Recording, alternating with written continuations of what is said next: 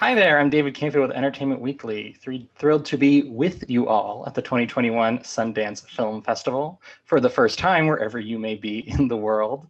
This panel is co-hosted by the NRDC, an international nonprofit environmental advocacy organization, and Entertainment Weekly, focused on the elevation of the films and filmmakers addressing some of the most pressing social issues of our time at this year's festival. Today's panel, which I'm extremely excited about, features three fantastic filmmakers making their debuts at the festival. Fran Kranz, director of Mass, Ahmir Questlove Thompson, director of Summer of Soul or When the Revolution Could Not Be Televised, and Robin Wright, director of Land. Hi, everybody. Hey. How's everyone feeling? Not quite in Park City, but kind of. We need to fly the snow in and we'll feel the authenticity of it. Yes. I am actually in Miami right now, so I'm having the opposite right now. I feel sort of like a dork, but I have to admit, I took a pilgrimage to Park City to go skiing. I couldn't handle not going at all. So I was like, okay, I gotta go. I'm gonna go quickly sneak away from family and ski for a couple days. So I got a little fix of Park City, and I think the right move. We got to do what we can. Yeah. Well, let's get started talking about your fantastic films, each of which is so unique. Questlove Summer of Soul begins with this insane unseen Stevie Wonder footage, and it's so unbelievably great. Fran, I couldn't turn away from this entirely dialogue-driven film, and Robin, I couldn't turn away from your largely silent film. It's nice to see such a great variety of cinema at Sundance this year, particularly among these three films. And I wanted to start really with a big question, which is the decision to direct a film, and really for each of you, this film. Robin, I'll start with you. You'd helmed episodes of House of Cards beforehand. What made you feel ready to make the big screen, or I guess smaller screen than usual right now, but big screen transition with Land? The script came to me during a period of time about 3 years ago when we, not only in America, but internationally, were experiencing these random shootings that were going on, started one every 3 months, and then it kind of became bi-weekly. And I just resonated with this script about how each individual deals with their loss, with their grief. And it's very singular, the way people deal with it. And this is not only a story about one person's journey of erasing herself and finding a renewal in faith and hope to want to live again. But it's about human kindness and resilience, because a stranger comes into her life and he just says, you were in my path and I was meant to help you because I've been through what you've been through. And I just felt like at that time, there was so much ugliness going on as well with our administration and Twitter. And it was voluminous, and people were being encouraged to be more mean, bullying. And I just wanted to make something about the kindness of human beings and those people. And it probably happens for most of us. It generally takes a person to pull us through difficult times, through adversity. It's interesting hearing that. It made me think a lot of Fran's film for perhaps more direct reasons. Fran, can you talk a little bit about that and the decision to make Mass? Yeah. Wow, that was very cool to hear, because I kind of only know, obviously I haven't seen the films yet, so I kind of have these sort of rough, basic kind of plot point kind of ideas of what these movies are. So that took me back for a second to hear that about your film, Robin, and very excited to see that. So yeah, the story is about parents whose children were involved in a school shooting, mass school shooting, and they are meeting years after the event, in really an attempt to find some understanding and a way to move forward. But obviously, the film, what it's really about is how we deal with, and I'm echoing what a lot of what Robin said here, but how we deal with loss, how we deal with grief, resentment in the case of one family, guilt, shame, And the challenge that these parents face in unpacking this sort of unimaginable pain and loss of losing a child is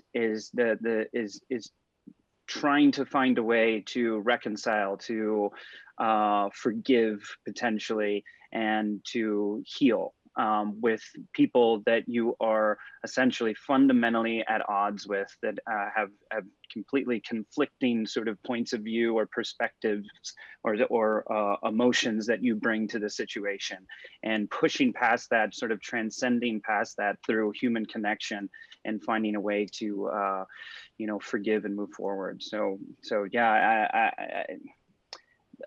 I'm not sure I can really speak to, is there something happening that is sort of inspiring movies like this? You know, that's a big question. I don't know if you got that 45 minutes for that. Obviously, I can tell you for myself, the conception of this really began with the Parkland shooting. And it was the first shooting where I was a father myself. So I had my daughter would have been like a year and a half, whatever, 15, 16 months old when the Parkland shooting happened. So it was a different thing. It was a different experience for me. And that was really the catalyst to finally do something. I dreamed about directing a movie all my life, but you know, I'm about to turn 40. So like, I wasn't that motivated. And so this was like, I made this like my life depended on it kind of thing. So yeah, a lot of urgent motivation kind of, yeah. Questlove, what about for you? There's a lot of found footage in your film. I imagine there had to be a pretty concerted decision to really go forth with a project like this. Yeah, you know, people that know of me, or at least know my music geekdom, know that I live for projects like this. And in the beginning,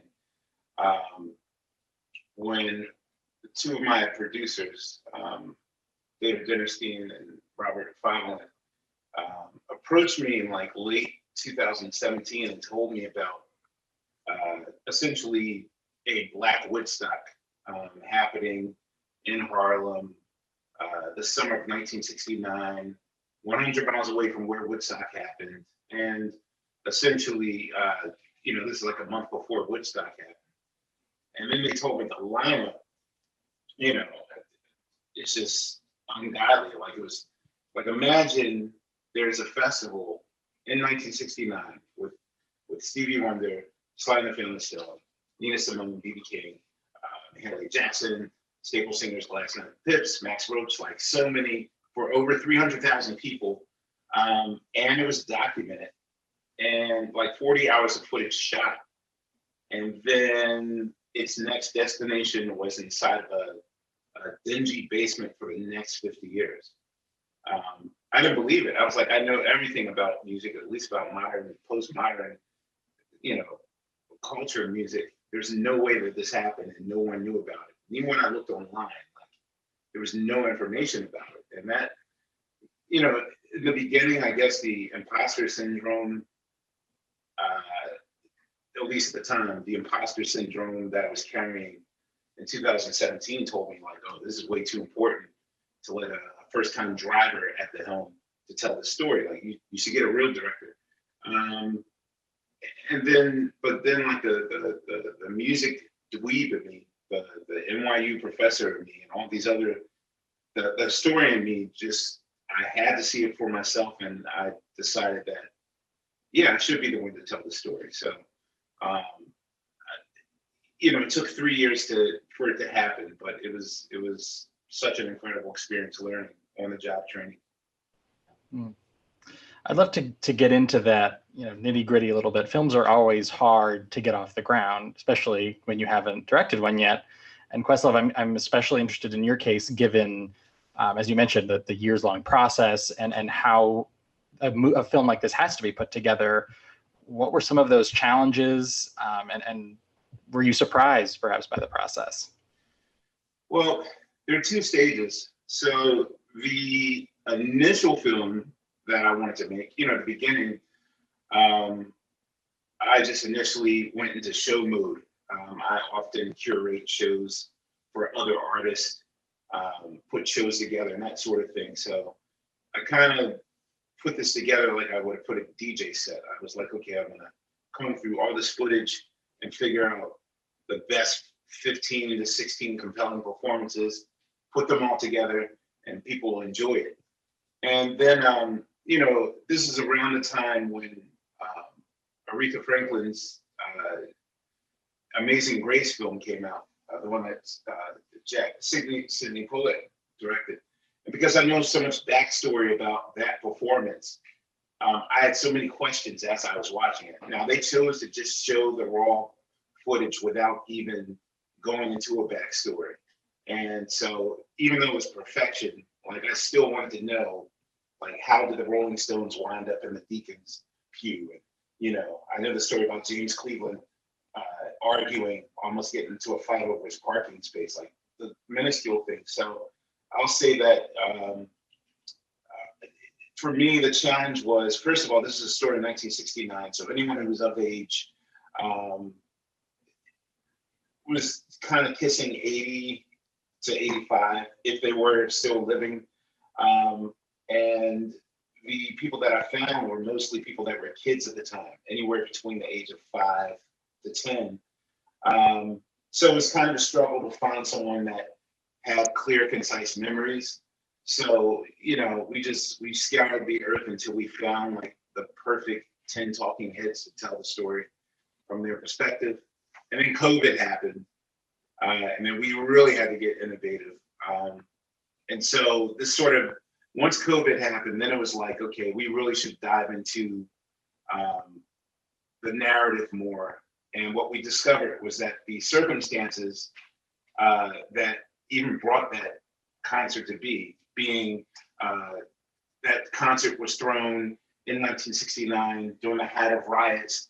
Everyone's been, you know, Martin Luther King was assassinated, Malcolm X, like all of the civil rights figures were, you know, dead, and people felt lost, and there was panic in the air, and people were burning down cities, and they were like, let's throw a concert to keep them happy. Those same circumstances that led to the civil unrest of 1969 were happening in real time in 2020. So it was almost like a gift for us, where it was like, it would be remiss if we would ignore that the same things that were happening in 1969 are happening right now. So, you know, even though there was a lot of challenges in figuring out a model to still shoot in COVID, you know, there's a lot of sound issues. So we shot outside. There were a lot of crickets. People stayed on farms, a lot of roosters. Stevie Wonder lives near an airport, like that sort of thing. But we got through it. We got through it. Robin, what kind of challenges did you face? I was struck watching the movie. I can't imagine you had a huge budget, but you have all these really vibrant seasons, and it feels so full in terms of, you know, the range of times and periods that you're able to capture. Thankfully, we had the Canadian Angels over our head with the weather, because we had 29 days to shoot a movie, 4 seasons over the course of 3 years. And most of the movie is just one character. So nature had to become a character in the movie, very much so. And we would be in t-shirts and shorts, 75 degrees one day in September. And all of a sudden, within 20 minutes, the Chinook winds would come in 75 miles an hour. We shot 8,000 feet at the top of a mountain, built a cabin. That was our main location, because we didn't have enough in the budget to also build a cabin on stage and just do the interiors on stage.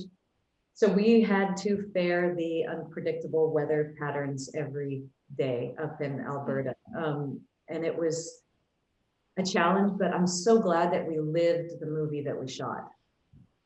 With bears and all every day.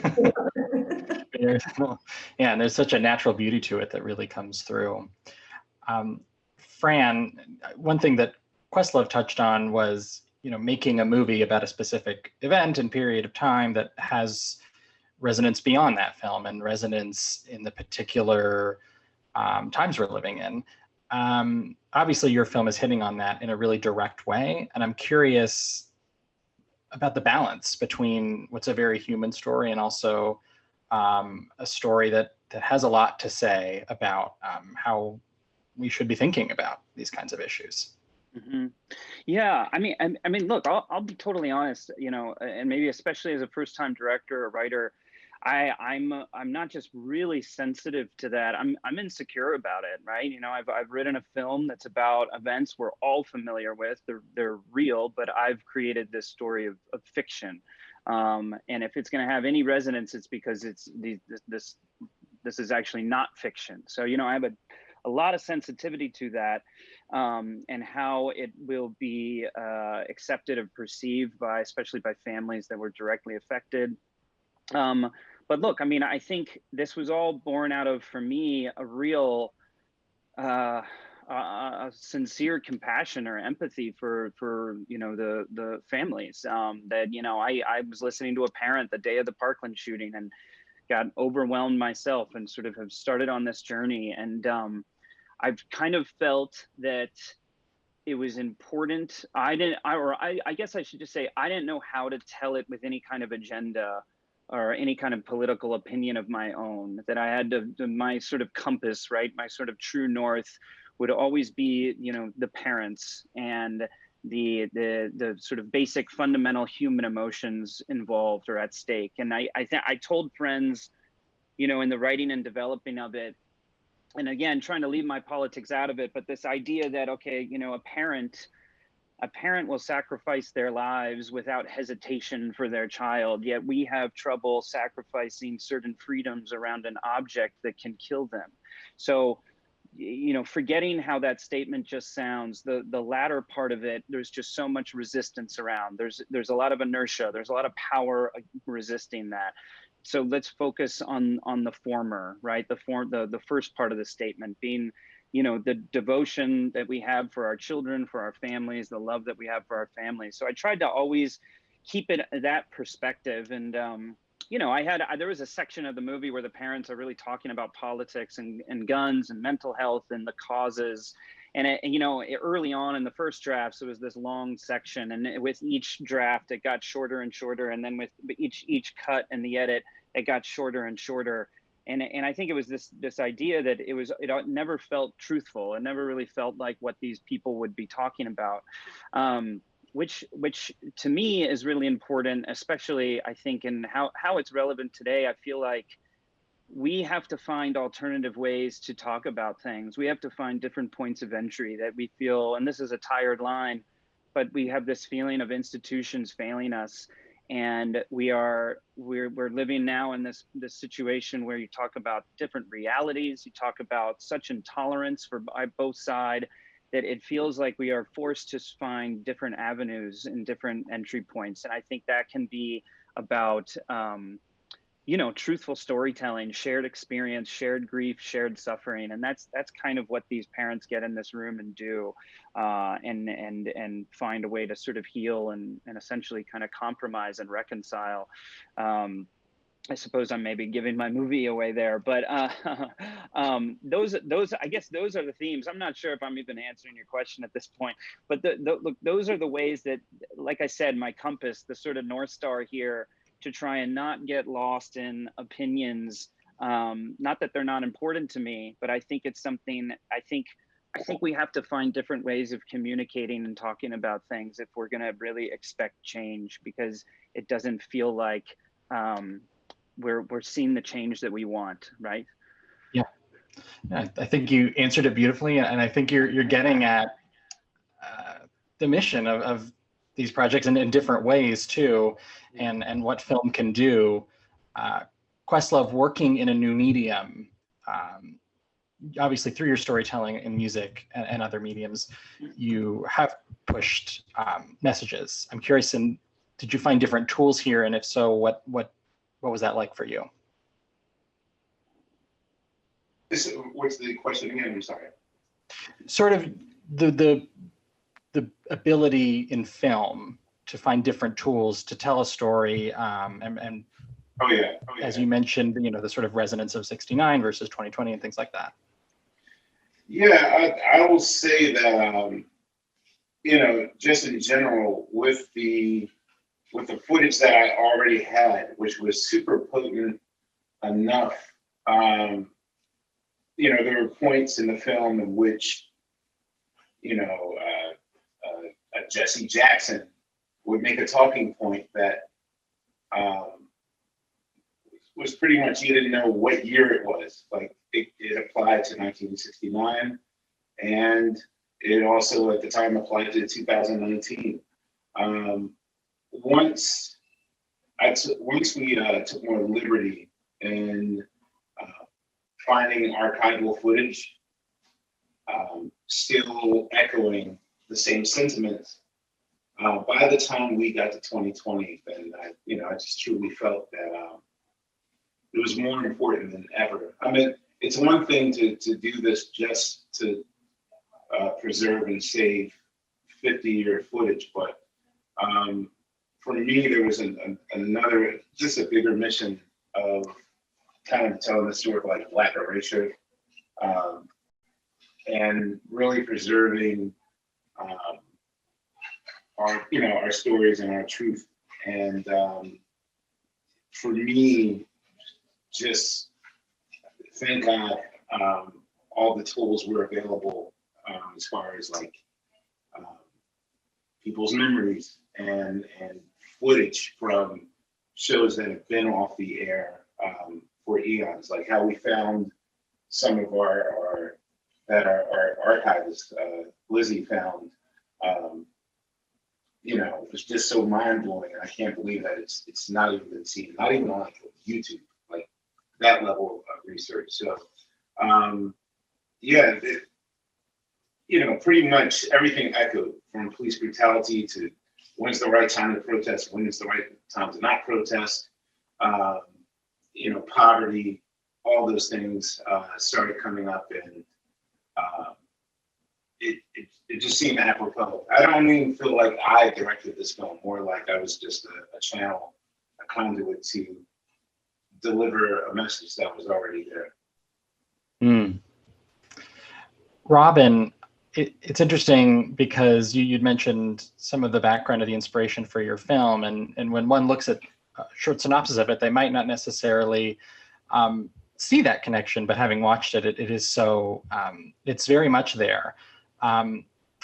How did this story for you provide a conduit to talk about the kinds of issues that had sparked you? The word trauma was pretty much the foundation of why you make a movie about the different ways one can heal and how individuals can lose all belief in a newfound faith or lose their own moral and ethical beliefs because of this life-altering event that happened in their life. When your life that you know and have only known is ripped out from under your feet by a stranger, you can never go back to being that person. You will never be that individual again, fully, wholly.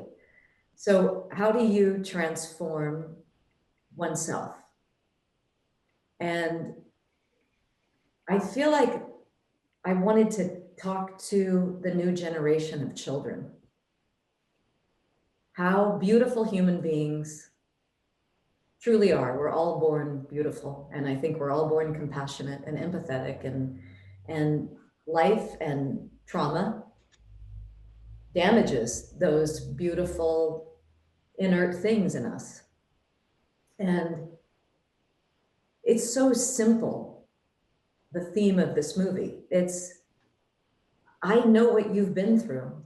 I was there. And I'm going to just, it's that poem. What's the poem? It's called Footprints, where it's, I walk next to you, but you feel like I'm carrying you, but you're actually on your 2 feet.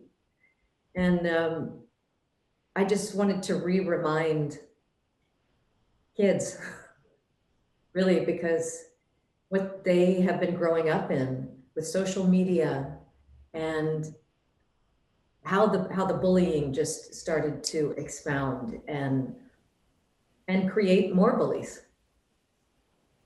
I just feel like these old school messages we need to continue to reinstill in children so that we can get our world back into the beautiful tradition that we do believe in, which is human kindness does win. And we all need it. You, of course, also star in the film, and you also starred in House of Cards episodes you directed.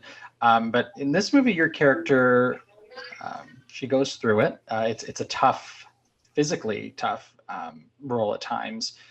How was that balance for you, especially this being your first film? It was a beast, for sure. It looked like it. But you have to have an incredible team, as we all know, as filmmakers. You have to have an incredible team supporting you and being your backbone. When you're in front of the camera, as well as behind the camera, you have to trust in those producers that are in the dit tent watching the performance. Because there were times where I couldn't leave the set because I was laying in the snow and snow had fallen. And if I had made footsteps in the new fallen snow, we couldn't do a second take because we didn't have time, because the schedule was so tight and we had 4 million scenes to shoot every day. And you had to trust that those people 400 meters away, when you were freezing, you were like, yes or no, do we need another take? And they were like, that sucked, do it again. You had to trust that they were right. So I had a great team, thank God. It was certainly convincing. Well, Fran, you're not in your film, but you are, of course, an actor as well. And you kind of got an acting masterclass before you, and Martha Plimpton and Ann Dowd and Jason Isaacs and Reed Birney, and they're all so great in this movie. How did you work with them, and did you find your background useful in that back and forth? Oh man, I truly, I just tried to get out of their way. I mean, really, I felt like I knew I had lucked out. I knew how good they were. And it was so important in this movie that, it's all, or not entirely, but mostly in a room around a table, that a verisimilitude or a realism or naturalism was the most important thing, that we couldn't ever break that. So I had a script that I was proud of, and I had, certain things were really important to me. From the very beginning, I said, look, whatever is bumping for you, whatever is not working for you, like, call it out. We will tweak it. It's got to flow. It's got to be the most natural thing for you, because we can't break that illusion that this is real and that the audience is at the table with you, a fly on the wall, whatever you want to call it. So there was a lot of flexibility. I'm not sure about improv necessarily, maybe a little bit, but we had a small rehearsal in New York, which was essential, so we could sort of get to know one another. The directors I tried to rely on, I never felt like I was kind of showing up with some great direction. The directors that I thought I could try and aspire to be like for this particular situation were the ones that kind of stood out of the way, but created an environment where people were open, where there was a lot of healthy vulnerability, where people could share stories. So that was, sharing emotions, things like that. Some of the kind of, important directors that came to mind created this environment where, it was, sort of safe to share personal stories. And I think that was important, because obviously the level of emotion in the movie and the places that some of these actors go, we needed that. So those were kind of the things. I mean, I sort of joked that I felt like, I was a game manager, like they'll call certain quarterbacks, and I was just a game manager. I didn't do anything that special. I truly had this amazing cast, Let's talk inspirations a little bit. Questlove, were there any documentaries particularly that you turned to, or just favorites that were in the back of your mind while making this? It's really weird. Okay, so in the world of music, especially the mass exodus that we've been kind of experiencing, I'll say since 2015, where a lot of our favorites have passed away. I know that when I listen to music, like their music sounds a little different to me once they pass away. Making this movie, you know, I would consider myself a cinephile because, you know, I've spent 20 years on a tour bus where basically all I did was watch every movie, every documentary known to man, mostly to pass the time. And then once you stop doing that, then you watch the director's commentary. And then once you do that, you graduate to, you know, a Criterion level. Like you try to do that and sit through all 5 DVDs of like Brazil or whatever. But, you know, I didn't, because I've done that already. There wasn't a particular documentary that I set to match or that sort of thing. I just wanted to make sure that the story was right. Because this is a documentary, you know, you go in with your own agenda in the beginning, but then you slowly realize that the story gets written out for you because, you know, all it just takes, you know, one story coming from Mavis Staples about a certain event. I'll give you an example. One thing I wasn't aware of, I wasn't aware of the kind of disdain that the Black community had for Man on the Moon. So in particular, there are moments in the show. There's a moment where Walter Cronkite is doing CBS News, and he kind of gets reactions from both sides of society. Of course, you know, general America and high-class society is like, "Whoa, this is the greatest thing ever! Man's on the Moon, that's awesome!" And then they decided to do the Man on the Street thing at the Apollo Theater at a, weird enough, this building is weird, a Sly and the Family Stone Red Fox concert. So, yeah, the reaction there. There's one point where when Sly's on stage, Red Fox just happens to be backstage or like on the side street, and you know, and just interview after interview after interview, we were just like, I don't care about the Man on the Moon. This is completely necessary. Like we have poverty and we have trouble here. Like, why do I care about, you know, progress and that of that level? Like, you see that as progress? Like, people are still dying here. That's not progress. And I was shocked. So of course, you know, once someone mentions that and you do investigation, you just fall down another rabbit hole, and then you try to find space for that. And it's like, okay, well, let's take this song away and add more space for.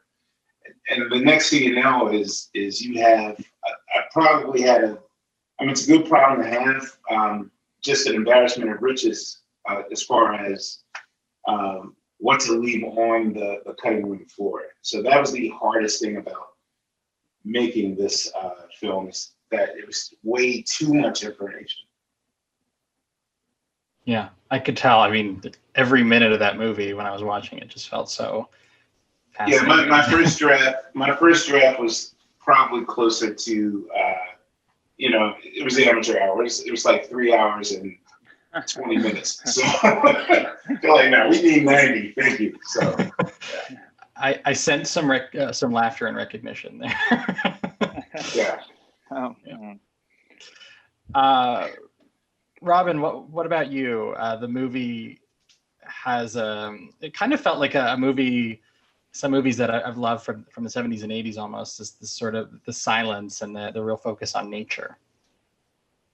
You nailed it. I mean, I'm a child of the 70s, and those films that I saw when they came out have stayed with me, and they were my inspiration. A couple being Jeremiah Johnson with Robert Redford, very silent movie in the snow mostly, and they really shot in the elements. And one of the biggest inspirations just to want to be a director was Black Stallion. Mm. And the childlike nature of that animal, that child brought out in that animal. And I was kind of aligning myself with, okay, nature brings this renewal to this character, Edie, where she's given up all faith, where it's like, you know, if I don't survive on this mountain, it's on me, and so be it. Like, don't anybody help me. I don't want to know anything, but nature kind of saves her along with this beautiful, strange saint that comes into her life. And the other one, do you remember seeing Never Cry Wolf? Yeah, yeah. About the guy that goes by himself off the beaten track in Alaska. Oh, yeah. They drop him off in a helicopter. He sets up tent to stay there for weeks, months, to observe the behavior of wolves. Yes. And he's got all the insects and the rodents and the things that happen to you in life. And he is talking to these animals and realizing that's a whole other culture, animal behavior.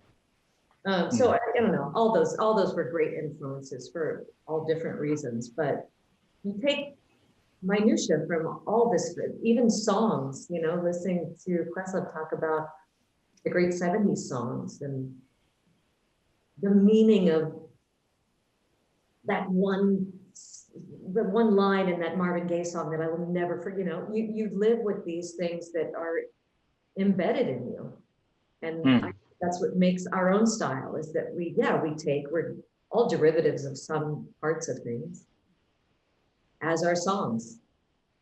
And then it's, how do you imbue your own style with that thing that you just loved and inspired you to want to make your style? Yeah, very true. Fran, is there, you know, there's these movies, chamber dramas are harder than they look, I think, you know, to keep the action moving and the momentum and a sense of dramatic structure almost. Were there movies of its type that you looked to, or did you kind of find it more just in the room? How was that for you? Yeah, well, you know, it just listening to Robin there, I thought I had this example of this movie. There was a movie I loved called Time of the Wolf by Michael Haneke, and it had really nothing to do with my movie, and it had nothing to do with sort of the way and the premise or how we were going to shoot it and how, you know, on one location. It just was a feeling that it brought out in me, and it was a feeling I wanted audiences to have watching my movies, and I couldn't even articulate it well, but I think there's just a lot of truth to that. There's something, it gets a response out of you. It does something to you. It sticks with you, changes you. Some story that influences you when they're, you know, kind of these apples and oranges, or sort of seemingly totally disparate sort of things. But so that I thought that was interesting. But I always thought about My Dinner with Andre, just because I think that's a really entertaining movie. And it's two guys, it might be 4 setups, I don't even know, but it's 2 guys at a table for longer, you know, for, I think it's almost 120 minutes. And I think it's really entertaining. I think it's compelling. I sat through it. So I had to believe we could do the same with ours, because it was important to me to honor, not betray what these parents were doing. You know, I read about meetings like this between parents of children involved in school shootings. And one of the other, you know, foundational influences for my movie was the Truth and Reconciliation Commission in South Africa, something that I you know, gotten familiar with in college, and read Desmond Tutu's No Future Without Forgiveness. And those meetings, and having people meet their you know, the people who killed their children or family members or loved ones, and facing them face to face, and having those conversations and sharing those stories with one another, that this really happened, and to potentially even forgive, is such transcendent human behavior and takes such incredible courage. I was, you know, adamant from the very beginning, you know, because people would tell me, you can't do this. You got to have flashbacks. You got to find ways to cut out. You got to do inserts. You know, you can't just have 4 people at a table. No one's going to watch that. And I, you know, just refuted that. I'm like, no, we have to do this. Like, this movie works. I know there are totally having a different conversation, but we can do this. We have to do this. It's what these people do. And I want audiences to go through it and feel the accomplishment of that. And maybe that sounds a little self-important, but that was kind of my own sort of mantra, mission statement, you know? So yeah, or my 12 Angry Men, right? You know, these movies that I know are compelling situations in one location, but then there's those intangible things that felt to me that there was a spirit to them that was important, you know, and that you know, that Time of the Wolf movie, which I don't think is very well known for Haneke movies, but it just it had a kind of a quality to it, that a sort of sadness and mysteriousness that I wanted to imbue in my own film, to use your word. Yeah. Well, to wrap, these are each labors of love in lots of ways. They're finished now. They will be out in the world soon. How do you find yourselves as filmmakers now? Are you ready for the next project? Are you wanting to do something really different? Questlove, start with you. Yeah, you know, again, I came in the door, a lamb, kind of a reluctant driver, again, like the whole imposter syndrome and all those things.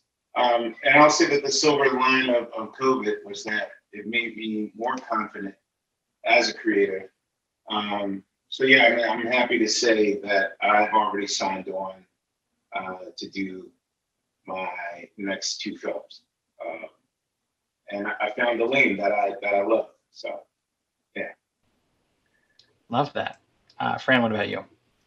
Yeah, I mean, I was naive as an actor, you know. I thought, you know, at my rap party, I was like crying. I was like so happy. I thought I did this, you know, climb Mount Everest or something, and you just accomplished nothing. I was laughing at what Questlove said about the 3-hour cut, because, you know, I worked so hard trying to trim down my movie, and I remember finally kind of looking back and seeing I'd only cut 3 minutes, and it was like heartbreaking. I was like, I can't do this. So no, but you know, honestly, it's been the hardest thing I've ever done, but it's been the most rewarding. I feel sort of addicted already, so I don't know what to do. Like I said, this motivated me like nothing else in my life, really. So, you know, we'll see, but obviously, yeah, I want to. I feel great about the process and can't wait to do it again. You know, I would, if only to you know, improve on my mistakes. Yeah. Yeah. Robin, I'll give you the last word. I'm stealing your answer, Fred. It's like, yeah, those mistakes, because the list, it's like a scroll. Yeah, everything. Yeah. I'm going to direct Ozark in about a month, the 4th season, which is, I just love that show, and it's so messed up. It's so completely messed up, but I love it. And then I can't wait. From land.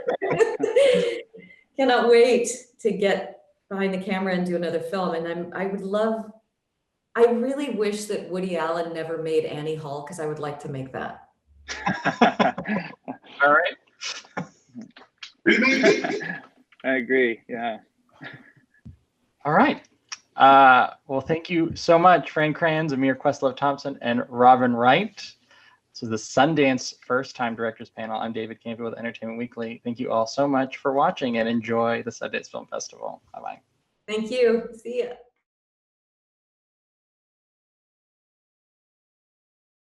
ya.